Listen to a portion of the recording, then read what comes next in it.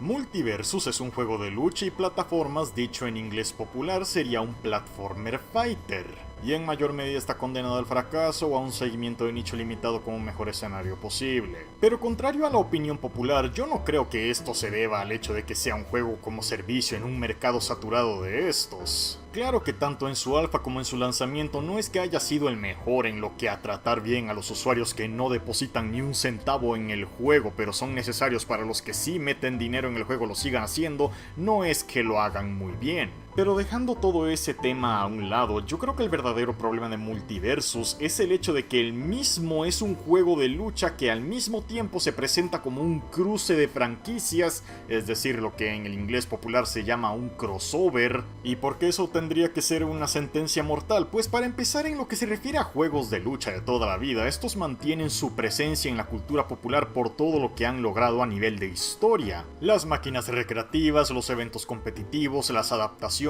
cosas que aún siendo un género que realmente no mueve a tanta gente como sí lo hacen otros tipos de videojuegos como el shooter o el RPG cruzado con el beat'em up, de alguna manera siempre consigue mantener su vigencia de una forma que otros géneros que han pasado por decadencia son incapaces de recuperar, como los arena shooters o las ya olvidadas novelas gráficas. Pero lo más importante de todo esto es que en todo el recorrido de esta historia solo hay dos juegos de lucha que resaltan por la temática del cruce de franquicias y hasta la fecha mantienen vigencia. Obviamente hablo de Super Smash Bros. Y Marvel vs. Capcom, aunque este último está pasando por un momento muy bajo.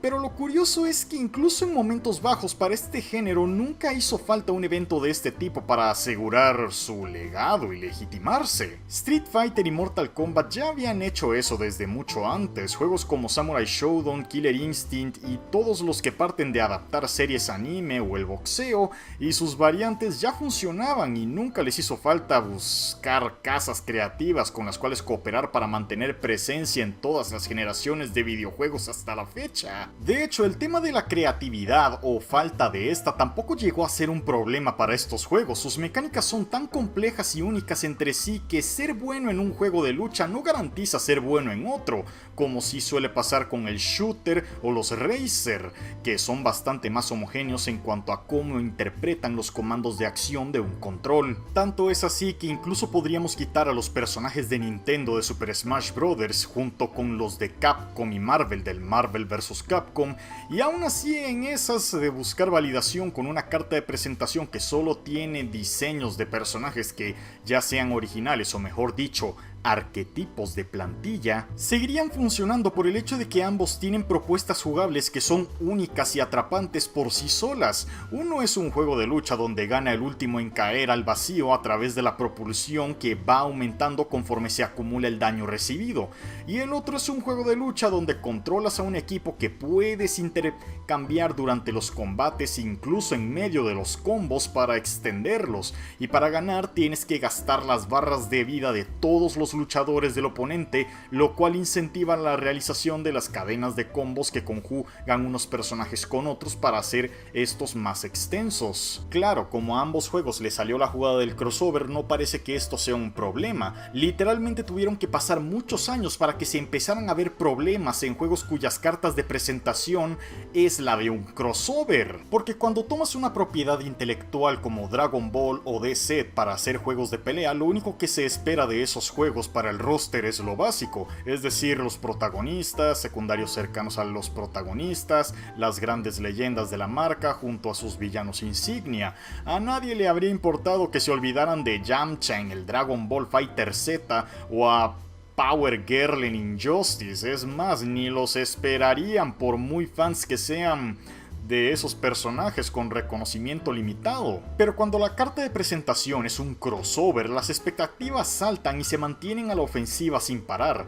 PlayStation All Stars Battle Royale, más allá de la dinámica de las eliminaciones por carga de movimientos especiales y cualquier otra cosa que se pueda comentar de su jugabilidad, yo estuve ahí presente y recuerdo como si fuera ayer como todo el discurso iba sobre la ausencia de Crash Bandicoot. Muchos se llevaron las manos a la cabeza al descubrir en ese momento que el marsupial no solo no salía en el juego, sino que este ni siquiera fue propiedad de Sony desde un principio. Y según la fuente se se decía que para disponer de Crash, Activision pedía $20 millones, royalties del juego o las dos cosas. El resto del roster daba igual, si no hay marsupial, no hay interés, y así el mundo lo dejó claro con puño de hierro. Años después llega Marvel vs. Capcom Infinite, que siendo uno de los juegos históricos del género de lucha, uno pensaría que no debería haber problemas. Claro, uno puede decir que la dirección artística estaba de horror y el bait and switch de la edición coleccionista fue todo un escándalo que contribuyó en conjunto a la caída de ese juego. Y no es que les quiera quitar razón, pero ciertamente siempre desde el principio estuvo presente el tema de los X-Men.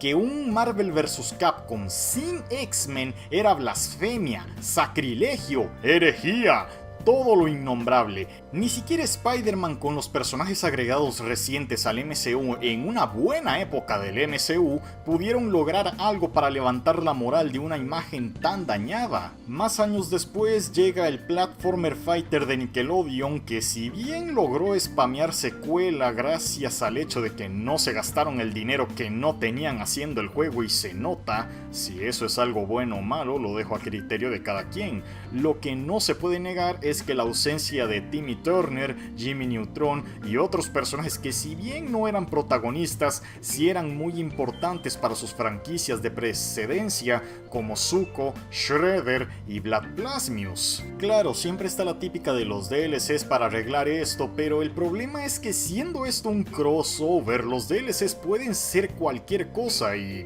ver al padre de Jimmy Neutron en el roster por DLC antes que a su hijo, que es el protagonista de la serie con su nombre en ella, era de no creérselo. Y ahora que tenemos a Multiversus, parece que todos los males vuelven a ser acto de presencia, solo que a una escala que sobrepasa la capacidad de razonar. No dudo que haya gente que le haga gracia jugar con Shaggy, Marvin, Arya y Gizmo, pero con tantas puertas abiertas y tantos desafíos para hacer un solo personaje nuevo para el roster, no veo cómo hará Multiversus para quedar bien con tantas bases de fans a la espera de uno de tantos personajes de sus franquicias favoritas. Hay gente que incluso a día de hoy se le sigue haciendo raro ver a personajes como Velma antes que Scooby, o a Arya Stark antes que a Jon Snow, o simplemente la ausencia de parejas dinámicas, Vox y Daffy, Batman y Joker, o el ya mencionado Scooby con Shaggy. Sí, Joker hace acto de presencia ahora en el lanzamiento oficial, pero eso no quita el hecho de que tuvimos que esperar un año para ver al dúo dinámico entre el murciélago y el payaso. Y ni siquiera estoy hablando de personajes de otras franquicias que obviamente van a crear fricción con el tiempo de trabajo y la paciencia de los seguidores de tal o cual cosa. Los personajes de Mortal Kombat son una posibilidad, pero con tantos icónicos, elegir solo uno no será suficiente. Poner a Sheldon Cooper podría llamar la atención, pero también podría activar las venas sensibles de la comunidad por hacerles perder el tiempo con una plaza que pudieron usar en un personaje que se ha estado solicitando por meses, si no es que años, para este punto. Seguramente en este momento muchos podrían pensar que todo este discurso que me he aventado es una hipocresía de mi parte, sobre todo porque soy de los primeros en elogiar a juegos como servicio por conseguir los crossovers que consiguen. Y es cierto, pero mucho me temo que eso es confundir el estado actual con el que se inició.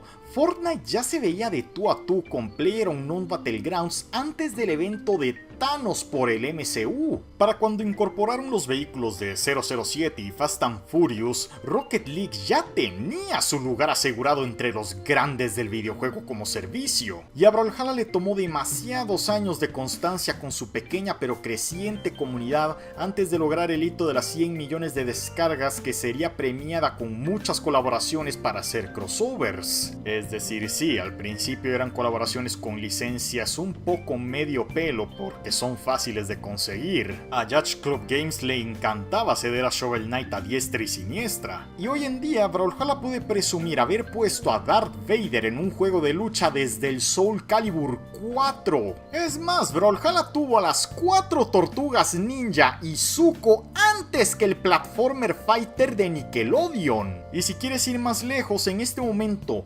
20 de junio del 2024 que estoy grabando, Brawlhalla tiene más personajes de Cartoon Network que Multiversus.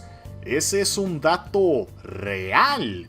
Un dato perturbador quizás. Pero ni siquiera hace falta hablar de juegos como servicio. Soul Calibur tiene como particular característica ser siempre un crossover para su lanzamiento, pero eso no impide que Nightmare siga siendo su personaje más reconocible. Mortal Kombat se puede volver muy loco con sus DLCs, pero si hoy en día es tan grande y reconocible incluso para las personas que no juegan juegos de lucha, no es porque hayan conseguido poner a Omni-Man o Terminator en el roster, es por toda la historia a la que han dado continuidad y mantenimiento durante tantos años. Sería un sacrilegio decir que Mortal Kombat no sería ni la mitad de lo que es sin los DLCs para hacer crossovers. Y todo esto nos lleva a la conclusión final. Sí, Super Smash Bros. Empezó como un crossover, pero también era un concepto de juego interesante e innovador, pero sobre todo existía en una época donde las expectativas para un crossover